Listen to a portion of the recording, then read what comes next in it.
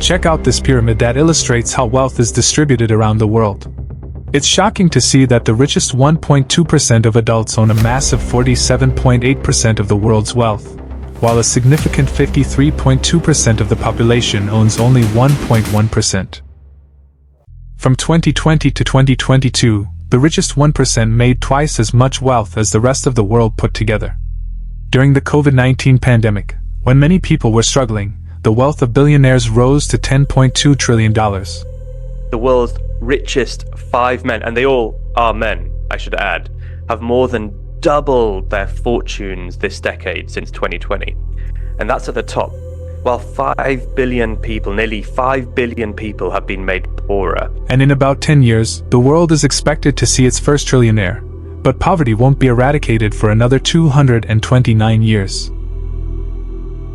Economic inequality is rising across the world, making the rich not just richer but ultra-rich, and historically, this trend has led to many social revolutions and economic downturns. Unlike most middle-class folks who earn their money from jobs, where the more they earn, the higher the taxes they pay, rich people make a significant portion of their income from stocks. And they are not required to pay any taxes until they sell their stock. Often these wealthy individuals get large low-interest loans from banks, enabling them to keep their stocks and still have funds for various purposes. Look at this leaked report on the tax returns of the wealthiest people in America. It shows the income tax rates of the rich billionaires. And here are the income tax rates for ordinary U.S. citizens. People pay taxes because taxes funds vital public services, including infrastructure, education, healthcare, and ensures public safety through funding for police, army, and emergency services. Rich people avoiding taxes can make governments raise taxes for everyone else, or cut these important services to fill the revenue gap.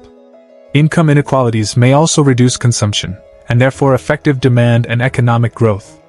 The share of American adults who live in middle-income households has decreased from 61% in 1971 to 51% in 2019. According to the World Bank, the percentage of people living in extreme poverty has dropped from 36% in 1990 to 10% in 2015, but the cost of living is skyrocketing across the world. And people are not happy about this at all. It's just everything you look at has gone up. Everything. It's frightening. Very dear, very dear. Everything going up. We have to watch what we spend on that. During the 18th century, France was divided into 3 estates: the clergy, the nobility, and the commoners.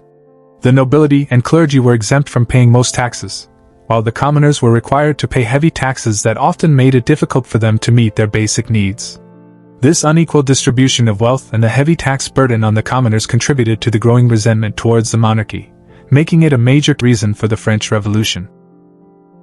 The wealthy often avoid paying taxes by claiming investment losses. For example, in 2011, when Jeff Bezos was worth $18 billion, he reportedly claimed a $4,000 child tax credit by claiming he had significant investment losses that offset his other income, resulting in a net loss for the year. Jeff Bezos claimed a $4,000 child tax credit. When I read that, my blood started boiling. Another way that wealthy individuals and corporations avoid taxes is by using offshore tax havens. Does Apple Inc. own directly or indirectly AOI, AOE, and ASI? Yes, Apple Inc. owns directly or indirectly AOI, AOE, and ASI.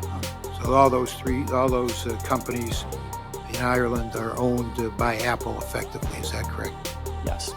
Ireland, Singapore, Switzerland, and many other small island nations are often considered tax havens, where large amounts of money from wealthy individuals and corporations are held in offshore accounts due to the low corporate tax rate and their banking secrecy laws. If you liked this video, please give it a thumbs up and hit the subscribe button to see more content like this, and thank you.